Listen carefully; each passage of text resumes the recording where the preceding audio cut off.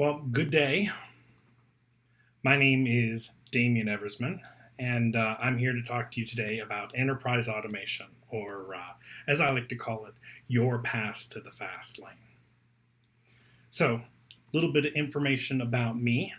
Like I said, my name is Damian Eversman. I've been all over IT in my many years of working. I've been a developer, a development manager, a systems engineer, enterprise architect, and now I'm a Red Hat solutions architect. Basically, what that means is I am the technical counterpart to the Salesforce.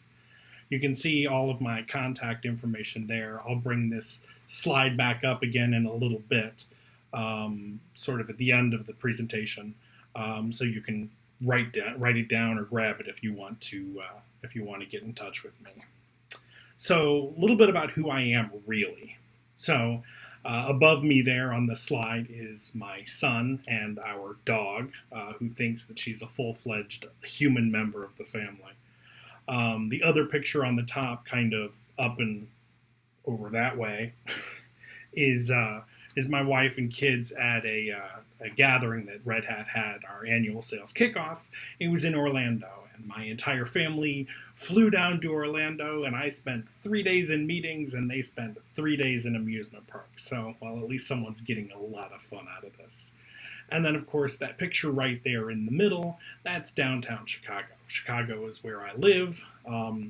That building right there in the center, that is the Sears Tower. Yes, it's been renamed, but it's the Sears Tower. That's what everybody knows it as. And that second tallest building right over there, that's the building that the Red Hat office is in, and I actually spend a little bit of time down there. So, let's go ahead and talk about what we're going to talk about today. Now, what I'm about to read to you here is the abstract that I wrote for this presentation. Turns out our brand department believes that abstracts shouldn't have metaphors in them. And my abstract, the entire thing is a metaphor. But they didn't say anything about metaphors in presentations. So here's my abstract. Automation workflows can take your department from the department of no to the department of go. Whether your market is citizens, students, or sales, your customers are constantly looking for ways to go to market quicker than ever before. They want a fast lane to get from point A to point B, and their initial choice is you. But you currently can only provide toll booths and traffic control. Learn how to give them a fast lane to success before they veer off into the unknown neighborhoods and intersections of shadow IT. By unifying the silos of IT through automation and the collaboration of workflows, not only will you be in the fast lane, you'll be the fast lane in no time. As you can see there, I pretty much totally went hook, line, and sinker in with the metaphor, and we'll try to keep with that metaphor as we go through the presentation here. So, let's actually talk a little bit about what we're going to discuss today. So, first of all, we'll talk a little bit about what automation is and what it's good for. We'll talk about where collaboration fits in this whole thing. What is enterprise automation? After all, it's in the title of this presentation. Some pitfalls to watch for as you adopt this enterprise automation thing, and then finally some wins in the real world. So, first, let's talk about why automation. Well, before we go anywhere, I like to define what it is we're talking about. So let's look at some definitions for automation. Merriam-Webster tells us that it is 1, the technique of making an apparatus, a process, or a system operate automatically. 2, it is the state of being operated automatically. Or 3, automatically controlled operation of an apparatus, process, or system by mechanical or electronic devices that take the place of human labor. Now, I don't know about you, but I don't like definitions that actually contain the word you're trying to define. So I came up with a definition that takes the best of those but leaves out the word automate. Automation is the technique of making some process operate with the need for minimal or no human intervention. I kind of like that one. I think it really is concise and to the point, and it doesn't reuse the word automate in the definition. So let's talk a little bit about some benefits that Red Hat sees with our automation product. Right? 94% reduction in recovery time following a security incident. 84% saving by deploying workloads to generic system appliances using Ansible Tower. 67, you know what, I can keep going, but in the end, what we see is 146% ROI on Ansible Tower, and people start seeing that payback in less than 3 months. Well, what can you automate? After all, we're talking about automation. Well, the question would probably be better phrased, what can't you automate? So you can see here, the lists go on, and this is by no means an exhaustive list. You can automate cloud, you can automate virtualization and containers, you can automate Windows machines or network devices, storage devices, operating systems, DevOps systems, monitoring systems. The list goes on and on. So that's why you want to automate. But let's talk about yet another reason why automation is important. Some years ago, you might remember some headlines that were grabbed about Amazon taking down half of the internet. This was back in 2017. I know that there was one a little more recently, but this was the big one and the first one in 2017. And a couple pundits around the world talked about how terrifying it was that how much of the internet went down because of the outage, right? So Amazon performed a root cause analysis. Of course, the headlines all disappeared, not much afterwards, and everyone forgot about it, but you can believe that Amazon didn't. And they did a root cause analysis. And their analysis was that an authorized S3 team member executed a command which was intended to remove a small number of servers. Unfortunately, one of the inputs to the command was entered incorrectly, and a larger set of servers was removed than intended. Well, what that basically says is somebody made a mistake. If you go on and read the report, it's about 10 pages long. It talks a little bit more in depth about the mistake that made and sort of the chain of events that basically caused system after system to fail as things were going wrong. So the mistake that was made was that this authorized S3 team member mashed the keyboard. He fat-fingered as he was entering a command, and instead of typing 1, he hit 1 twice and hit 11. That 1 was a percentage. 1% is very different from 11%. The next thing that they talk about is that this was a routine activity. This wasn't something new or different or strange or experimental. He was performing a routine activity that he did day in and day out every single day. This is where automation shines. It helps make sure that we humans who get bored with repetitive stuff don't get bogged down by it. We don't make mistakes because we're no longer paying attention. So, automation is like automotion. Helps you get from point A to point B in a faster, more reliable fashion. It's not always 100%, nothing is, and we're not making promises of 100%. It's a repeatable process that is more dependable than what came before, i.e. horses in the case of automotion, and automation here, something like Ansible.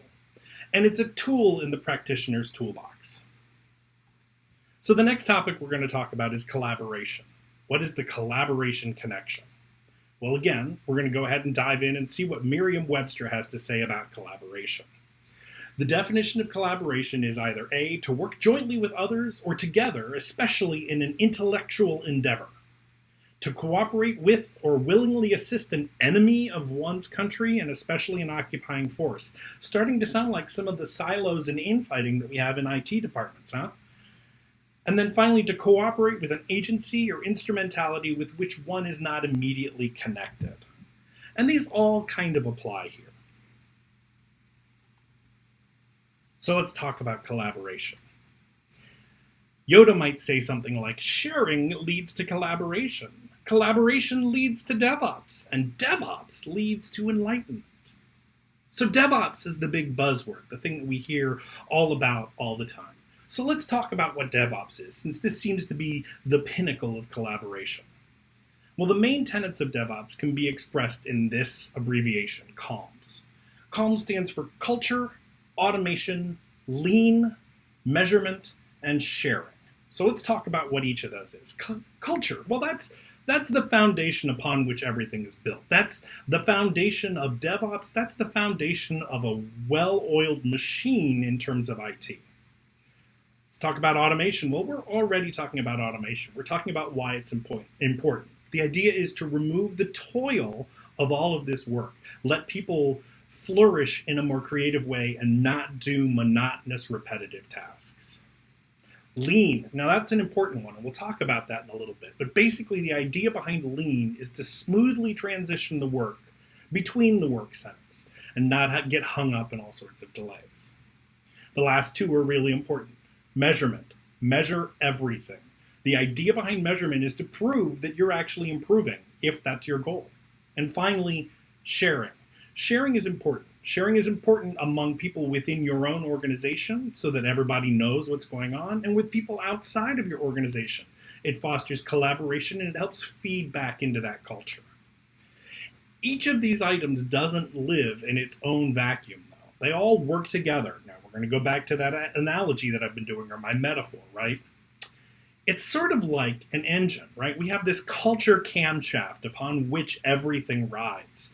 And this automation and lean and measurement and sharing, these are all pistons in that engine that keep it moving forward and keep it working. That culture keeps things moving and everything else builds into it. So, DevOps is like the guardrails of IT. Holds some things together, keeps other things apart. By defining roles, everyone knows what everyone's supposed to do. Nobody steps on anybody's toes. You define processes and automation and keep everything moving smoothly without hiccups. That's what lean is for, removing all those delays. And then finally, everyone shares best practices to everyone's benefits. Collaboration is kind of like the rules of the road. It's the infrastructure we share. It's the laws that we abide by. It's that unspoken agreement that we have that we're all going to do what is right. And we come to that intersection together, and who got there first and who gets to go and turn first. It's the culture of the roadway and the support of the road itself. These are the things that make up collaboration. So the next piece, that's enterprise automation. So let's talk about what enterprise automation is. Well, first we need to define enterprise. We've already done automation, so let's see enterprise. Enterprise is a project or undertaking that is especially difficult, complicated, or risky. That's actually very apropos for people that are taking on enterprise automation. Enterprise is a unit of economic organization or activity, especially a business organization. That's very applicable to most people these days. And it is a systematic, purposeful activity. These are both things that really apply. And then finally, it is readiness to engage in daring or difficult action, initiative. It's seriously like Merriam-Webster knew that I was coming. So enterprise automation is the race car of automation. Whether it's rally or F1, stock car, NASCAR, whatever it is that you like.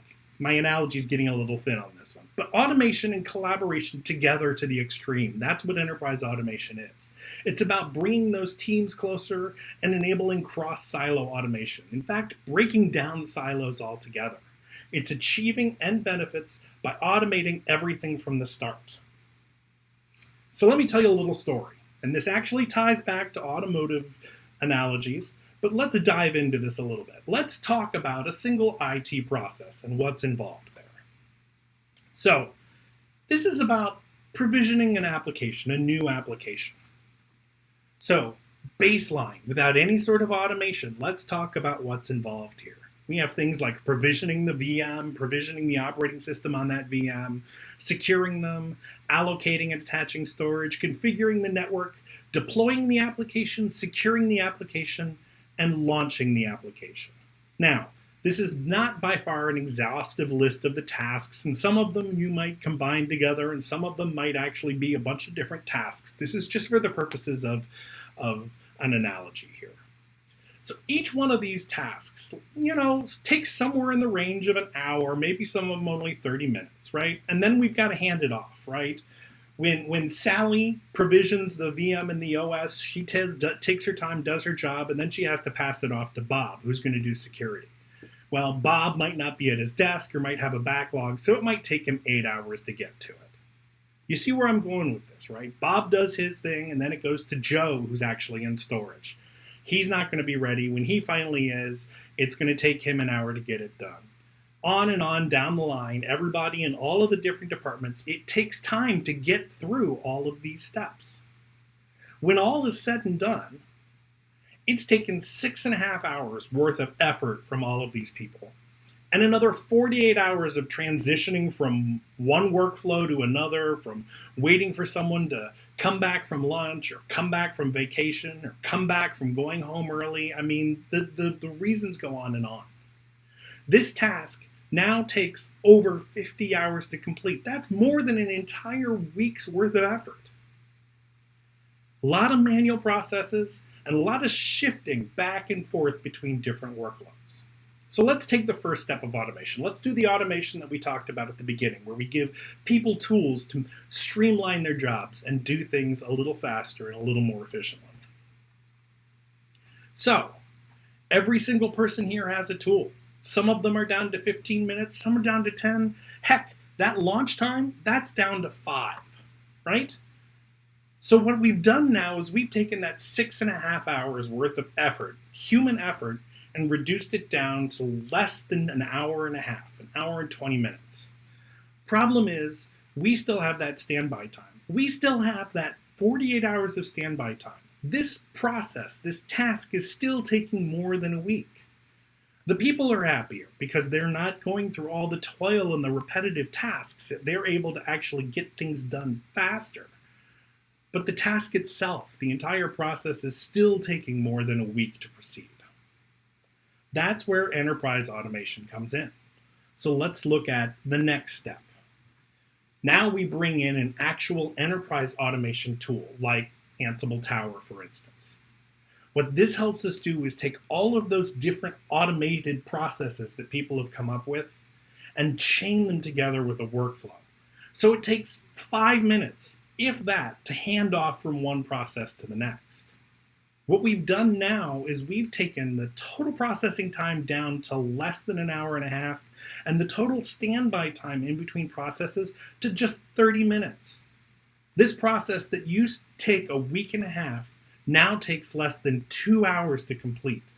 And on top of that all, the employees are more free to focus on larger, more important tasks that actually require them to think and be creative and be productive. So, how do we do that?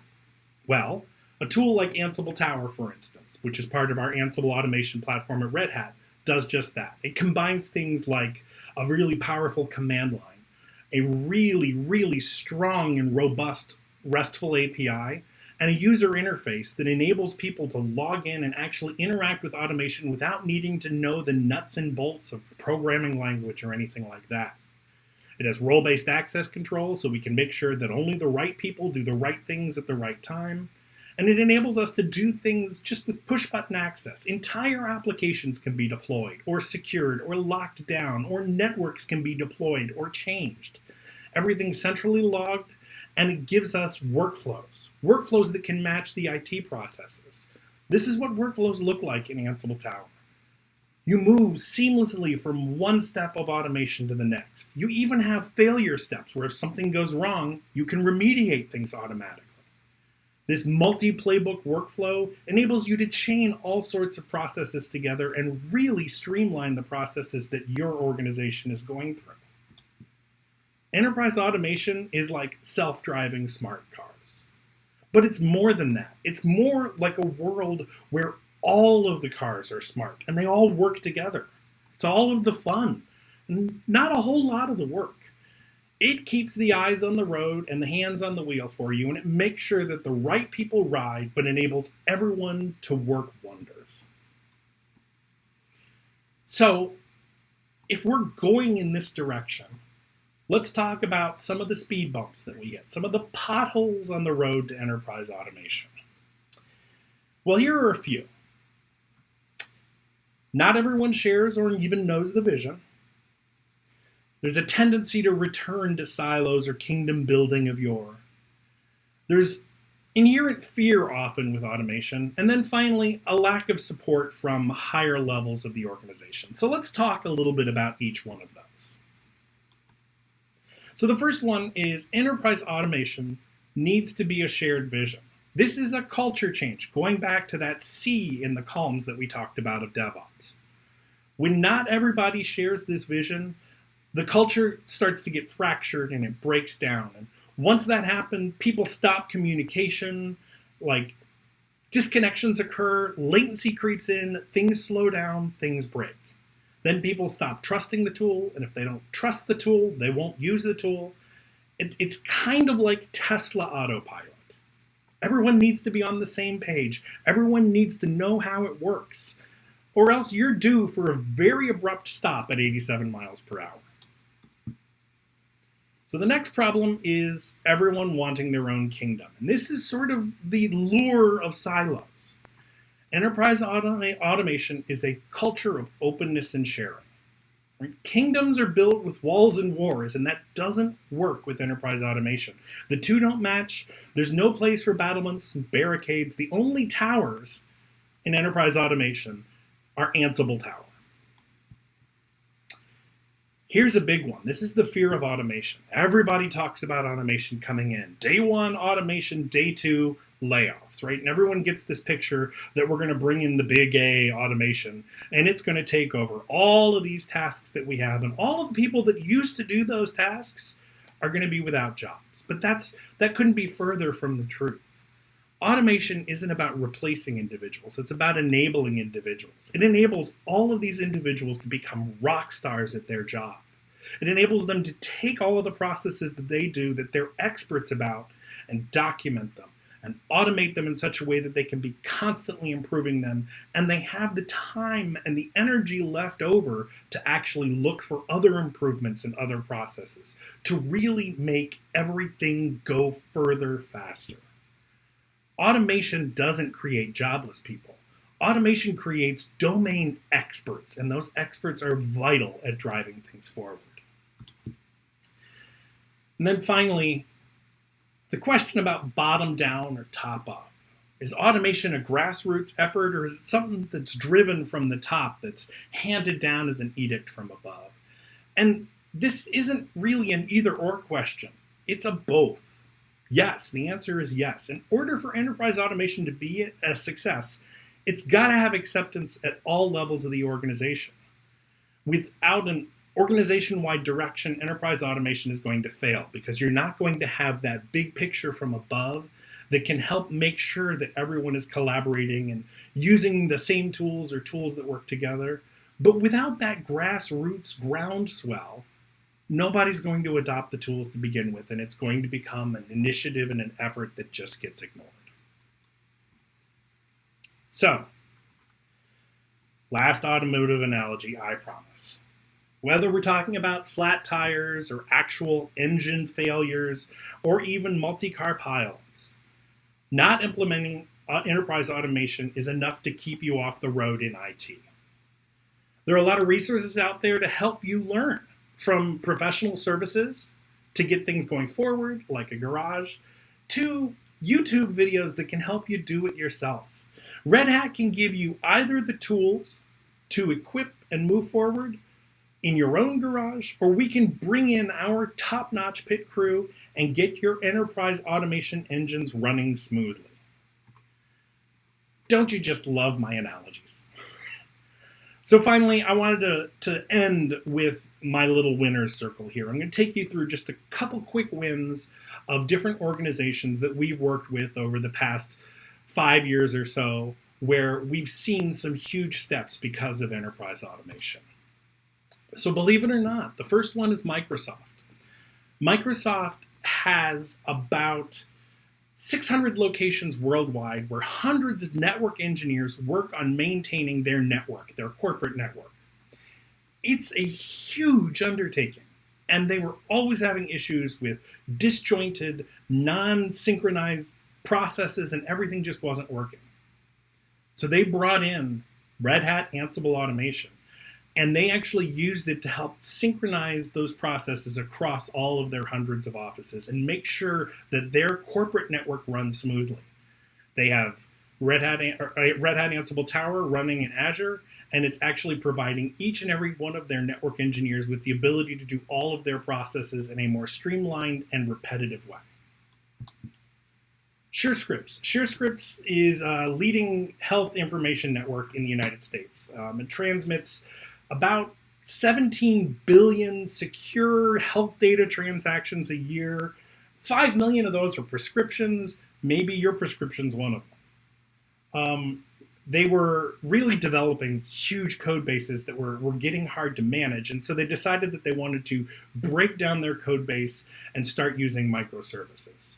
So they decided to adopt Red Hat Ansible Automation to help support this microservices-based code so that they could actually deliver faster, improve their DevOps CI/CD pipeline, and make sure that everything is happening in a way that is reliable to both them and their customers.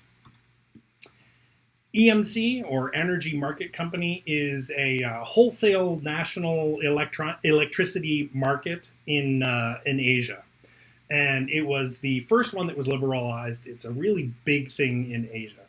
And they were due for a bunch of server upgrades and a bunch of stuff based on regulations that were coming down over in Asia. And they adopted the entire Red Hat stack, including Red Hat Enterprise Automation. And they were able to actually automate the processes of software integration, testing, reliability, deployment, and really help them to get all of their systems modernized and to actually make it into those new requirements that they have. And then finally, the Reserve Bank in New Zealand. They were doing something very similar. They were doing a modernization where they were actually upgrading a lot of their systems. And of course, it's a bank, so there's tons of regulations and stuff that are on top of it. And one of the things that they did is they actually used Ansible playbooks to help them maintain all of those requirements that they had by government regulations and help them make sure that everything stayed completely and totally in check. So I'm showing you here Ansible Fest, and you might be looking at the date on that and saying, wow, Damien, that date's passed. That was 6 months ago. And I know it was 6 months ago, but much like Ansible Automates right now, Ansible Fest was a completely virtual event. And if you go to ansiblefest.com, you can actually sign up, and all of the content from Ansible Fest in 2020 is recorded and totally available for at least the next 6 months. I'm pretty sure the next Ansible Fest is going to be the same way, so feel free to go out there, head out, sign up, and check it out. So that's actually all that I have to share with you today. Again, I've been Damien Eversman. It's been a pleasure talking to you, and I hope that everything here has been as useful to you as it has been fun to me. Have a great day, get out there, automate something, and do things more efficiently. Thanks, everybody.